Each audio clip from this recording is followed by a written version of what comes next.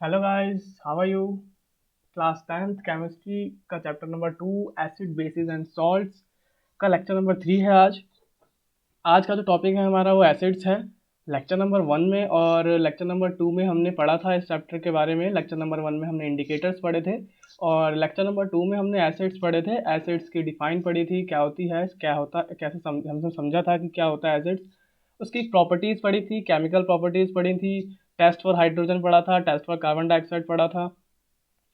कई सारी chemical reactions थी वो समझी थी। उसमें एसिड्स की कुछ केमिकल प्रॉपर्टीज़ नहीं कंप्लीट हो पाई थी, तो वो केमिकल प्रॉपर्टीज़ हम इस आज के लेक्चर में कंप्लीट करेंगे। और भी कई सारे टॉपिक्स हैं एसिड से रिलेटेड, वो भी आज के लेक्चर में हम कंप्लीट करेंगे। तो स्टार्ट करने से पहले मैं आपको बता दूं कि मेरा नाम अनुराग सक्सेना है और हमारा यूट्यूब चैनल कंपाइल्ड एजुकेशन आपके लिए क्वालिटी एजुकेशन की वीडियोज लाता रहेगा। 11 9th 10th 11th 12th के सारे सब्जेक्ट्स के सारे चैप्टर्स की वीडियोस आपको इस पर चैनल पर मिलती रहेंगी, तो please share and subscribe our channel. तो चलिए आज का टॉपिक एसिड्स स्टार्ट करते हैं। लास्ट लेक्चर नंबर 2 में हमने केमिकल प्रॉपर्टीज़ जो थी एसिड की वो फर्स्ट और सेकंड केमिकल प्रॉपर्टी पढ़ ली थी। आज हम स्टार्ट करते हैं केमिकल प्रॉपर्टी थर्ड से। तो एसिड की केमिकल प्रॉपर्टी जो थर्ड है, वो थर्ड केमिकल प्रॉपर्टी ये है कि एसिड जब भी कभी किसी बेस से रिएक्ट करता है तो सॉल्ट और वाटर फॉर्म करता है। यानी अगर हम कभी भी एसिड को किसी बेस के साथ रिएक्ट करवाएंगे, एसिड और बेस की रिएक्शन करवाएंगे, तो salt as a product salt और वाटर हमें मिलता है। एग्जाम्पल देख लेते हैं इसका। एक HCl एक एक्वस सॉल्यूशन है जो कि, और उसमें हमने NaOH जो कि एक बेस है, HCl एक हाइड्रोक्लोरिक एसिड है, NaOH सोडियम हाइड्रोक्साइड एक बेस है। हमने इन दोनों की रिएक्शन कराई तो हमें जो प्रोडक्ट में मिला वो NaCl एक सॉल्ट मिला, कॉमन सॉल्ट जिसका नाम है सोडियम क्लोराइड, और H2O वाटर मिला।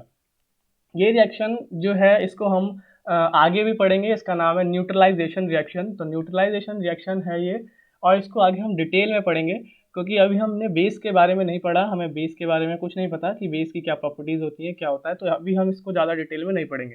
तो अभी के लिए आप बस इतना समझिए कि जो मैंने एक बॉक्स में लिखने की कोशिश करी है कि एसिड प्लस बेस जो है वो उन दोनों की जब रिएक्शन होती है तो सॉल्ट और प्लस वाटर बनता है। एक एग्जाम्पल भी है नीचे। उसके बाद फोर्थ प्रॉपर्टी ये है एसिड की कि जब कभी एसिड जो है वो मेटल ऑक्साइड, किसी भी मेटल ऑक्साइड के साथ रिएक्ट करता है तब भी सॉल्ट और वाटर ही बनाता है, सेम प्रोडक्ट आता है तब भी। इसका एग्जांपल ये है कि जब कॉपर ऑक्साइड, यानी हमने मेटल ऑक्साइड लिया, मेटल ऑक्साइड जो है उसका एग्जांपल हमें कॉपर ऑक्साइड लिया है हमने, और हमने एसिड यानी HCl हाइड्रोक्लोरिक एसिड जो है उसका हमने रिएक्शन कराई है साथ में। इन दोनों की रिएक्शन कराने के बाद हमें जो प्रोडक्ट मिला है वो मिला है कॉपर क्लोराइड। कॉपर क्लोराइड मिला है CuCl2, एक्वस सॉल्यूशन है। यहाँ पर जो हमने कॉपर ऑक्साइड लिया था वो सॉलिड था, HCl हमने जो लिया हाइड्रोक्लोरिक एसिड था वो एक एक्वस सॉल्यूशन था, और कॉपर क्लोराइड मिला जो वो भी एक्वस सॉल्यूशन मिलेगा प्लस वाटर मिलेगा। यहाँ पे जो CuCl2 है वो एज अ सॉल्ट है, वो हमें सॉल्ट प्रोडक्ट मिला है। तो फोर्थ प्रॉपर्टी जो केमिकल प्रॉपर्टी फोर्थ थी एसिड की वो यही थी कि जब भी कभी एसिड किसी भी मेटल ऑक्साइड के साथ रिएक्ट करेगा तो हमें वो प्रोडक्ट में सॉल्ट और वाटर फॉर्म करेगा। तो केमिकल प्रॉपर्टीज एसिड्स की बस इतनी ही थी, चार केमिकल प्रॉपर्टीज थी, हमने चारों केमिकल प्रॉपर्टीज डिस्कस कर ली हैं। उसके बाद कुछ टॉपिक्स रहते हैं एसिड से रिलेटेड, हम वो भी कर लेते हैं। इसके बाद ये है कि एसिड, जितने भी एसिड्स होते हैं उसमें क्या कॉमन होता है। हमने अभी जितने भी एसिड्स थे हमने ऑलमोस्ट सारे एसिड्स पढ़ लिए हैं। Hydrochloric acid, sulphuric acid, acetic acid, nitric acid, और भी कई सारे एसिड्स के बारे में हमने पढ़ लिया। इन सब में क्या कॉमन होता है? तो a common thing in all acids is that they produce hydrogen ions when dissolve in water. जब कभी भी एसिड को हम किसी भी वाटर में डिजॉल्व करते हैं तो एक हाइड्रोजन आयंस प्रोड्यूस करते हैं, हाइड्रोजन आयंस प्रोड्यूस करते हैं। यानी जब भी जो भी कभी एसिड का एक्वस सॉल्यूशन होता है उस एक्वस सॉल्यूशन में उसके हाइड्रोजन आयंस प्रेजेंट होते हैं। अब आयंस किसे बोलते हैं? आयंस वो पार्टिकल्स होते हैं जिन पे कोई चार्ज प्रेजेंट होता है। आयंस एक एक्वस सॉल्यूशन में वो पार्टिकल्स होते हैं जिनके ऊपर कोई चार्ज प्रेजेंट होता है, जैसे हाइड्रोजन के ऊपर पॉजिटिव चार्ज प्रेजेंट है, पॉजिटिव चार्ज होता है। और ये तो जब कभी भी एसिड को हम किसी एक्वस सॉल्यूशन बनाते हैं या फिर एसिड को हम वाटर के साथ डिसॉल्व करते हैं तो उसके जो वो उसके जो एलिमेंट्स होते हैं वो डिसोशिएट हो जाते हैं। हाइड्रोजन और भी जो उसके एलिमेंट्स होते हैं, एटम्स होते हैं, उसमें वो डिसोशिएट हो जाते हैं। एसिड जो है हमें जब कभी भी हमने फर्स्ट प्रॉपर्टी पढ़ी थी एसिड की, फर्स्ट प्रॉपर्टी में हमने ये पढ़ा था कि जब कभी भी एसिड किसी भी मेटल के साथ रिएक्ट करेगा तो सॉल्ट बनाएगा, साथ ही साथ हाइड्रोजन गैस रिलीज होगी। ये प्रॉपर्टी थी क्या, फर्स्ट केमिकल प्रॉपर्टी थी हमारी। इससे हमें ये पता चलता है कि एसिड्स के पास हमेशा हाइड्रोजन तो होता ही होता है, यानी हाइड्रोजन का एटलीस्ट वन एटम तो उनके पास होता ही है। इसी वजह से जब भी वो कभी मेटल के साथ रिएक्शन करते हैं हाइड्रोजन गैस तो रिलीज होती ही है हर केसेस में। एग्जाम्पल देखते हैं, एग्जाम्पल हैं HCl, H2SO4, HNO3, ऐसे बहुत सारे एग्जाम्पल्स हैं जिसमें H तो प्रेजेंट है ही उनके पास, एटलीस्ट वन H यानी एटलीस्ट वन हाइड्रोजन एटम तो उनके पास होता ही होता है। तो जितने भी एसिड्स होते हैं सबके पास हाइड्रोजन प्रेजेंट होता है, और उन एसिड्स का अगर हम एक्वस सॉल्यूशन बनाते हैं या उन एसिड्स को हम वाटर के साथ डिसॉल्व करते हैं तो उनके जो एलिमेंट्स होते हैं वो डिसोशिएट हो जाते हैं, या फिर आयनाइज हो जाते हैं। डिसोशिएट और आयनाइज को हम ऐसे बोल सकते हैं कि सेपरेट हो जाते हैं। एग्जाम्पल नीचे देखते हैं, एग्जाम्पल अगर हमने HCl लिया, उसका एक्वस सॉल्यूशन बनाया, HCl का जो एक्वस सॉल्यूशन होगा हाइड्रोक्लोरिक एसिड का, उसमें जो आयंस प्रेजेंट होंगे वो होंगे hydrogen ion and chloride ion. ये देखिए दोनों वो जो आयंस, दोनों जो एटम्स थे वो अलग अलग हो गए, सेपरेट हो गए, डिसोशिएट हो गए या फिर आयनाइज हो गए। तो हाइड्रोजन आयन के ऊपर पॉजिटिव आएगा क्योंकि ये आयन है। आयन जो होते हैं मैंने आपको बताया कि आयन वो पार्टिकल्स होते हैं जिनके ऊपर कुछ चार्ज प्रेजेंट होता है, जैसे कि यहाँ पर हाइड्रोजन के ऊपर पॉजिटिव चार्ज है, क्लोरीन के ऊपर नेगेटिव चार्ज, क्लोराइड के ऊपर नेगेटिव चार्ज है, तो ये आयंस है। तो हमने HCl का अगर एक्वस सॉल्यूशन बनाएंगे तो उसके अंदर हाइड्रोजन आयन फॉर्म होगा और क्लोराइड आयन फॉर्म होगा। ओके, एसिड जो है एसिडिक बिहेवियर सिर्फ इसी वजह से शो करता है क्योंकि उसके एक्वस सॉल्यूशन में हाइड्रोजन आयंस प्रेजेंट होते हैं। अगर इन केस की अगर कोई एक्वस सॉल्यूशन है और उसमें हाइड्रोजन आयंस नहीं है तो इसका मतलब ये है कि वो एसिड नहीं है, या फिर वो एसिड है लेकिन फिर वो एसिडिक बिहेवियर शो नहीं करेगा। तो जितने भी एसिड्स होते हैं वो एसिडिक बिहेवियर सिर्फ इसी वजह से शो करते हैं क्योंकि वो हाइड्रोजन आयंस फॉर्म करते हैं, हाइड्रोजन आयंस प्रोड्यूस करते हैं अपने एक्वस सॉल्यूशन में। ओके, एग्जांपल हमने इसका देख लिया पहला कि जब अगर हम HCl का अगर एक्वस सॉल्यूशन बनाएंगे, HCl को वाटर के साथ डिसॉल्व करेंगे तो हमारा H प्लस आयन और Cl माइनस आयन यानी क्लोराइड आयन और हाइड्रोजन आयन रिलीज होगा, उसमें फॉर्म होगा या डिसोशिएट हो जाएंगे उसके आयन। ओके, एग्जाम्पल एक और देख लेते हैं। अगर हम हाइड्रोक्लोरिक एसिड ना लें, दूसरा एसिड लेते हैं तो उसका एग्जाम्पल है ये एसिटिक एसिड। एसिटिक एसिड जो होता है वो उसका फॉर्मूला है CH3COOH। इसका भी हमने एक्वा सॉल्यूशन बनाया, वाटर के साथ डिसॉल्व किया। डिसॉल्व करने के बाद ये भी क्या होगा, इसके एटम्स जो हो गए वो डिसोशिएट हो गए। डिसोशिएट कैसे होंगे, CH3COO माइनस, ये एसिटेट आयन बोलते हैं इसको कि एसिटेट आयन है CH3COO माइनस, साथ में हाइड्रोजन आयन अलग से फॉर्म होगा।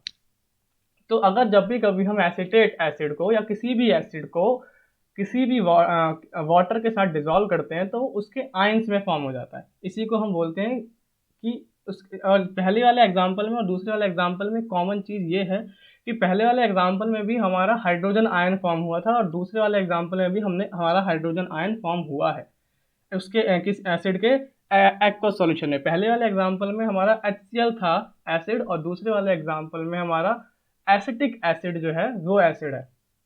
दोनों अलग अलग एसिड्स हैं लेकिन फिर भी जब कभी उनका एक्वस सॉल्यूशन बनता है तो हाइड्रोजन आयन रिलीज होता है। इससे हमें ये पता चलता है कि जितने भी एसिड्स होते हैं सब H प्लस आयन रिलीज करते हैं, सब H प्लस आयन प्रोड्यूस करते हैं। ओके, तो ये था कि सारे एसिड्स में क्या कॉमन होता है। जितने भी एसिड्स होते हैं सब में ये चीज़ कॉमन होती है कि सब के सब H प्लस आयन रिलीज करते हैं। ये लेक्चर नंबर 2 में हमने एसिड की प्रॉपर्टीज़ पढ़ी थी, उस प्रॉपर्टीज़ की फोर्थ प्रॉपर्टी यही है, उसको हमने यहाँ पे डिटेल में पढ़ा है कि ऐसा क्यों होता है। उसके बाद ये है कि अगर जितने भी मॉलिक्यूल्स हैं या फिर कंपाउंड हैं जिनके अंदर हाइड्रोजन प्रेजेंट है, क्या वो सारे ही एसिड्स होते हैं? जी नहीं, वो सारे एसिड्स नहीं होते हैं। जैसे हमने देखा था पहले वाले एग्जाम्पल में कि एग्जाम्पल्स देखिए आप, एग्जाम्पल हैं HCl, H2SO4, HNO3 एक्सेट्रा, और भी बहुत सारे होते हैं, इन सब के अंदर H प्रेजेंट है। तो ऐसा नहीं है कि और भी सारे जो कंपाउंड्स होंगे जिनके अंदर H प्रेजेंट होगा तो वो एसिड ही होंगे या फिर वो एसिडिक बिहेवियर शो करेंगे, ऐसा नहीं है। फॉर एग्जाम्पल ग्लूकोज का फॉर्मूला होता है C6H12O6, इसमें भी H प्रेजेंट है, हाइड्रोजन प्रेजेंट है, लेकिन ये एसिड नहीं है। अल्कोहल भी एक एग्जांपल है, C2H5OH, इसमें भी H प्रेजेंट है, लेकिन ये भी acidic character, acidic behaviour show नहीं करता। क्यों शो नहीं करता? क्योंकि इसके आयंस जो हैं एक्वस सॉल्यूशन में डिसोशिएट नहीं होते, इसके एटम्स डिसोशिएट नहीं होते, आयनाइज नहीं होते जब हम इन्हें वाटर के साथ डिसॉल्व करते हैं। इसी वजह से जब मैंने एक और प्रॉपर्टी बताई थी आपको, एसिड की एक प्रॉपर्टी थी लेक्चर नंबर 2 में, थर्ड प्रॉपर्टी की एसिड जो है वो इलेक्ट्रिसिटी कंडक्ट करता है। वो इलेक्ट्रिसिटी कंडक्ट इसी वजह से करता है क्योंकि उसके एक्वस सॉल्यूशन में H+ आयंस प्रेजेंट होते हैं। और भी सारे आयंस होते हैं, लेकिन H+ आयन जो है सब में कॉमन है, सारे एसिड में H+ आयंस तो प्रेजेंट होते ही होते हैं। इसी वजह से इलेक्ट्रिसिटी कंडक्ट हो जाती है। लेकिन अगर हम ग्लूकोज के सॉल्यूशन में और अल्कोहल के सॉल्यूशन में इलेक्ट्रिसिटी कंडक्ट कराएंगे तो वहाँ पर इलेक्ट्रिसिटी कंडक्ट नहीं होगी। इलेक्ट्रिसिटी कंडक्ट क्यों नहीं होगी? क्योंकि वहाँ पर जो उसके एटम्स थे वो डिसोशिएट नहीं हुए, आयंस फॉर्म नहीं हुए। अगर कभी एक्वस सॉल्यूशन में आयंस फॉर्म नहीं होंगे तो वहाँ पर इलेक्ट्रिसिटी कंडक्ट नहीं करेगी। तो हाइड्रोक्लोरिक एसिड जो है वो इलेक्ट्रिसिटी कंडक्ट करता है, लेकिन glucose alcohol solutions electricity conduct नहीं करते। इनका यही एक रीज़न है कि उनके अंदर वो एब्सेंस ऑफ आयंस प्रेजेंट नहीं होते हैं। आयन उसके एलिमेंट्स, एटम्स जो हैं वो डिसोशिएट नहीं होते हैं। ओके, डिस्टिल्ड वाटर जो है, डिस्टिल्ड वाटर भी इलेक्ट्रिसिटी कंडक्ट नहीं करता। अब डिस्टिल्ड वाटर क्या होता है? डिस्टिल्ड वाटर वो होता है जब हम नॉर्मल वाटर को बॉईल करते हैं और वेपर में कन्वर्ट हो जाता है वो, और वेपर को वापस हम कंडेंस करते हैं और एक अलग से बीकर में कलेक्ट कर लेते हैं। तो उस वाटर को हम बोलते हैं डिस्टिल्ड वाटर। डिस्टिल्ड वाटर के अंदर ना ही तो कोई आयंस प्रेजेंट होते हैं, ना ही कोई मिनरल्स प्रेजेंट होते हैं। इसी वजह से डिस्टिल्ड वाटर जो है इलेक्ट्रिसिटी कंडक्ट नहीं करता। डिस्टिल्ड वाटर में भी करंट पास नहीं होता है। ओके, इसके बाद है कि अगर एसिड जो है अपना एसिडिक बिहेवियर कब शो करेगा? हम जानते हैं एसिड अपना एसिडिक बिहेवियर तभी शो करता है जब वो H+ आयन रिलीज करे। इसका मतलब ये है, हमें इससे ये रिजल्ट मिलता है कि अगर कभी एब्सेंस ऑफ वाटर होगा, यानी वाटर नहीं होगा, तो एसिड जो है वो अपना एसिडिक बिहेवियर शो नहीं कर पाएगा। एसिड जो है वो अपना एसिडिक बिहेवियर शो नहीं कर पाएगा क्योंकि हाइड्रोजन आयंस नहीं फॉर्म होंगे। इसी वजह से जब कभी ड्राई HCl गैस होगी, अगर HCl हमारा एक्वस नहीं है, एक्वस सॉल्यूशन में नहीं है, एक वो ड्राई गैस है, अगर वो ड्राई गैस है HCl, तो HCl एक एसिडिक बिहेवियर शो नहीं करेगा, एक एसिड की तरह रिएक्ट नहीं करेगा, एक एसिड की तरह एक्ट नहीं करेगा।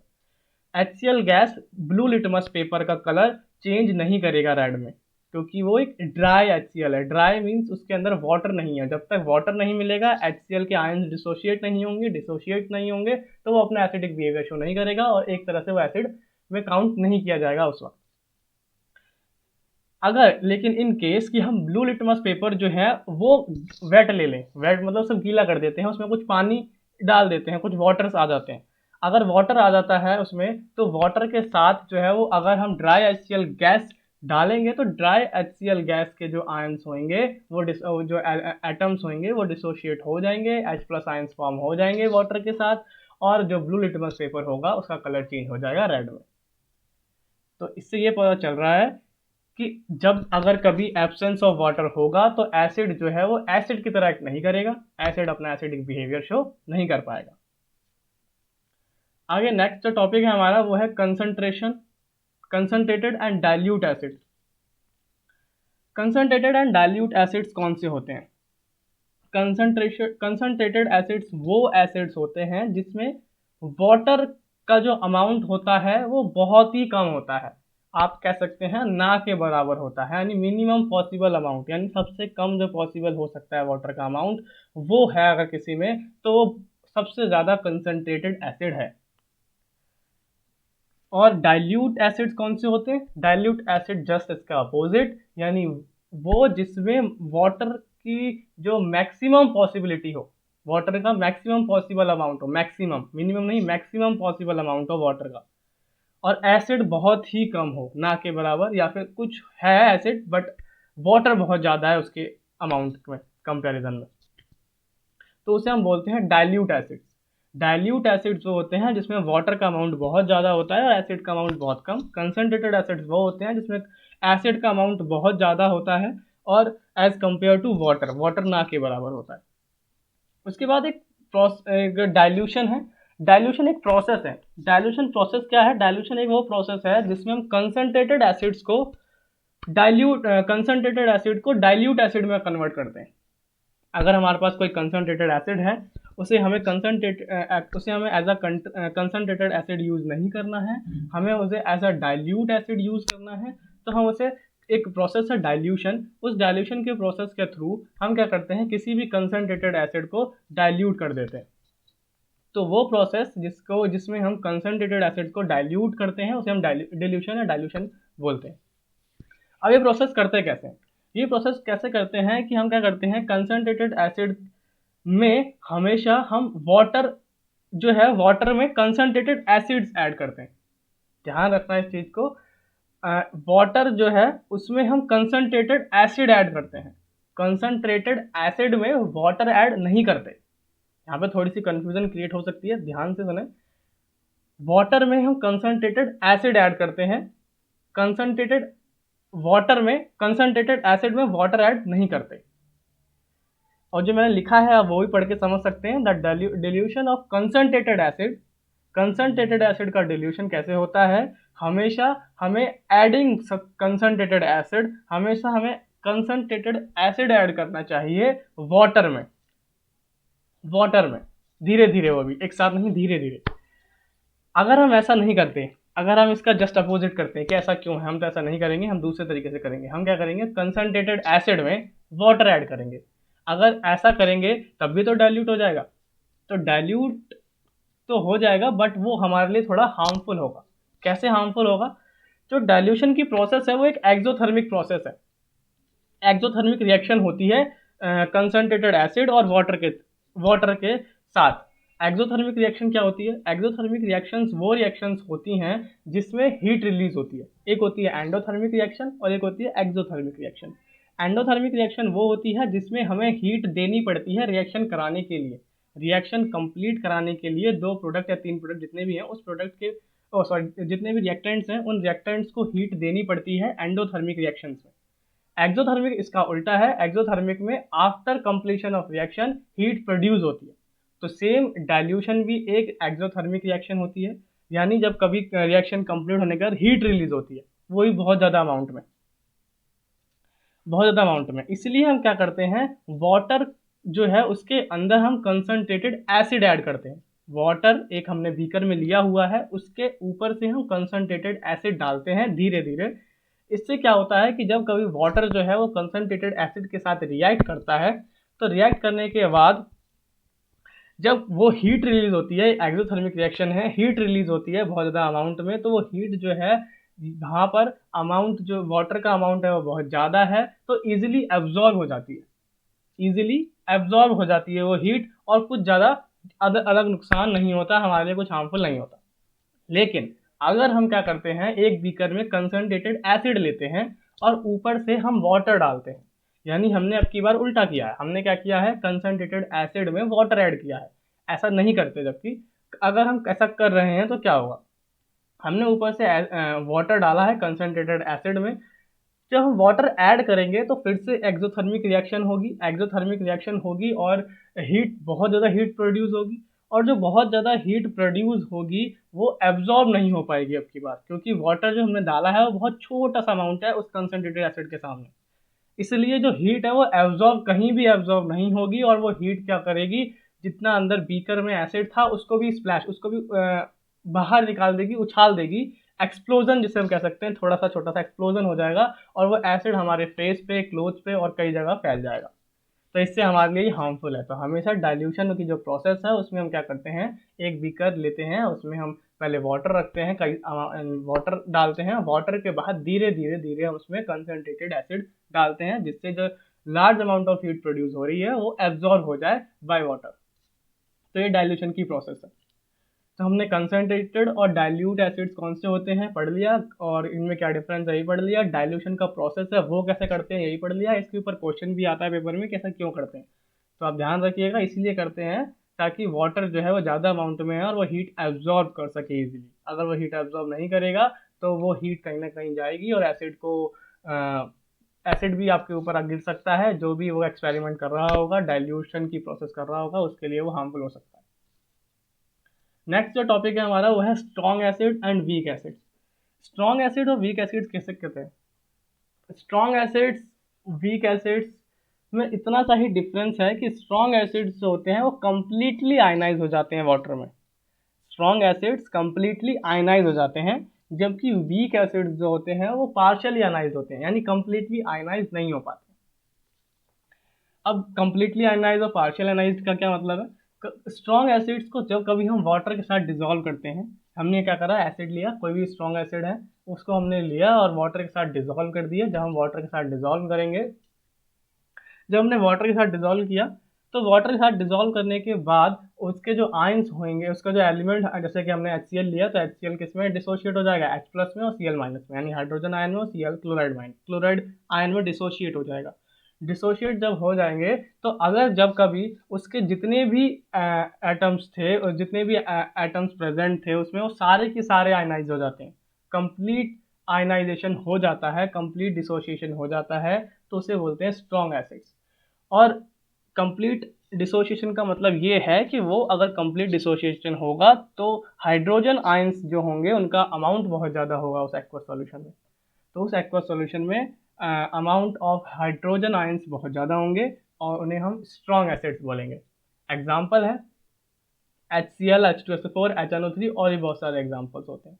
स्ट्रॉन्ग एसिड और वीक एसिड से हम ये नहीं बता सकते, या ये ऐसा नहीं सोचिएगा आप कि स्ट्रॉन्ग एसिड्स जो होते हैं वो कंसनट्रेटेड एसिड्स होते हैं। कभी कभी ऐसा लगता है स्टूडेंट्स के मन में कि जो स्ट्रॉन्ग एसिड्स हैं वो कंसनट्रेटेड एसिड्स हैं और जो वीक एसिड है वो डाइल्यूट एसिड्स हैं। तो यहाँ पर कंसनट्रेट और डाइल्यूट की कोई बात नहीं है, कोई उससे लेना देना नहीं है। स्ट्रॉन्ग एसिड्स का मतलब है डिग्री ऑफ आयनाइजेशन से। जितना ज़्यादा आयनाइज्ड होंगे, जितनी ज़्यादा डिग्री होगी उनकी, उतने ज़्यादा स्ट्रॉन्ग होंगे। अगर वो उनकी आयनाइज डिग्री ऑफ आयनाइज्ड कम है, आयनाइजेशन कम है, आयनाइज्ड कम हो रहे हैं, जो पार्शियली आयनाइज हो रहा है, पार्शियली डिसोशिएट्स हो रहे हैं, इसका मतलब वीक एसिड्स हैं।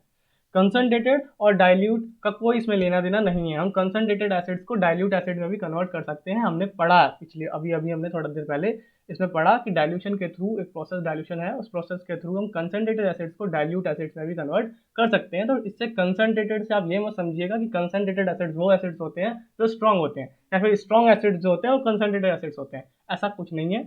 स्ट्रॉन्ग एसिड्स वो होते हैं जो कंप्लीटली आयनाइज हो जाते हैं और बहुत सारे हाइड्रोजन आयंस प्रोड्यूस करते हैं एक्वा सॉल्यूशन में। और वीक एसिड्स वो होते हैं जो पार्शियली आयनाइज होते हैं और इस बहुत कम अमाउंट जो है हाइड्रोजन आयंस प्रोड्यूस करते हैं, फॉर्म करते हैं एक्वा सॉल्यूशन में, वो वीक एसिड्स होते हैं। वीक एसिड्स के एग्जांपल हैं एसिटिक एसिड, मैं फॉर्मूला लिखना भूल गया हूँ, CH3COOH होता है, CH3COH आप लिख लीजिएगा। कार्बोनिक एसिड H2CO3 होता है, सल्फरस एसिड H2SO3 होता है। सल्फ्यूरिक एसिड अलग है, सल्फरस एसिड अलग है। सल्फ्यूरिक एसिड H2SO4 होता है, सल्फरस एसिड है, सल्फरस एसिड H2SO4 है। H2SO4 जो मैंने स्ट्रॉन्ग एसिड में लिखा है वो H2SO4 है, वो सल्फ्यूरिक एसिड है, और ये वीक एसिड है सल्फरस एसिड। तो आज के लेक्चर में हमने क्या क्या पढ़ा? आज के लेक्चर में हमने केमिकल प्रॉपर्टी पढ़ी एसिड की, third chemical property, fourth chemical property. I hope कि वो आपको समझ में आ गई होगी। और उसके बाद हमने ये पढ़ा कि सारे एसिड्स में क्या कॉमन होता है, और उसके बाद कुछ एग्जांपल्स देखे थे उनमें, और फिर मैंने आपको बताया था कि अगर जितने भी कंपाउंड्स हैं, अगर उनमें हाइड्रोजन एटम प्रेजेंट है उन कंपाउंड में, मॉलिक्यूलर फॉर्मूले में उनके, तो इसका मतलब ये बिल्कुल नहीं है कि वो सारे के सारे एसिड्स हैं, वो सारे के सारे एसिड्स हैं, ऐसा बिल्कुल नहीं है। उसके बाद हमने देखा था कि अगर एब्सेंस है, वाटर का एब्सेंस हो जाती है, अगर कभी वाटर नहीं मिल पाता है एसिड को, तो वो एसिड अगर ड्राई एसिड है तो dry acid as a acid act नहीं करता, वो एसिडिक बिहेवियर शो नहीं करता, वो एक नॉर्मल है, फिर वो एसिड बेस कुछ नहीं पता चलेगा आपको जब तक वाटर नहीं होगा या एक्वा सॉल्यूशन नहीं मिलेगा हमें। फिर उसके बाद हमने कंसनट्रेट और डाइल्यूट एसिड्स पढ़े कि क्या होते हैं कंसनट्रेट और क्या होते हैं डाइल्यूट एसिड्स। फिर डाइल्यूशन की एक प्रोसेस पढ़ी जो काफ़ी इंपॉर्टेंट है, और ऐसे क्यों होता है, ये सवाल कई बार पूछा गया है बोर्ड में कि ऐसा क्यों करते हैं हम। तो उसका यही रीज़न है कि वो ईजिली, जो बहुत ज़्यादा अमाउंट होता है वाटर का उसमें हम कंसनट्रेटेड एसिड डालते हैं तो ईजिली एब्जॉर्ब हो जाता है, जो large amount of heat produce होती है। और प्रोड्यूस क्यों होती है? क्योंकि एक एक्सोथर्मिक रिएक्शन है।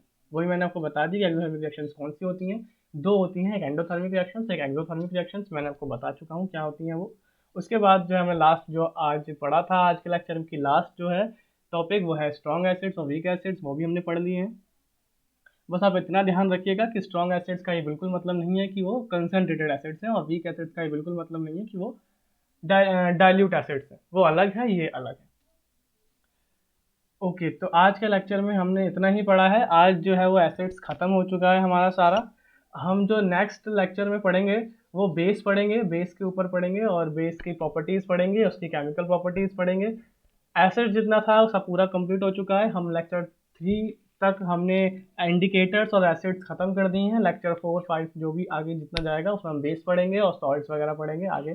मैंने आपको लेक्चर 1 में बता दी थी टॉपिक्स, क्या क्या टॉपिक्स हम पढ़ेंगे, उसी टॉपिक्स को कवर करते चलेंगे धीरे धीरे। तो हमारे सारे टॉपिक्स कंप्लीट हो जाएंगे और आपका chapter acid base and salt without any doubt complete हो जाएगा। ओके, तो हम नेक्स्ट वीडियो में मिलते हैं। Thank you guys.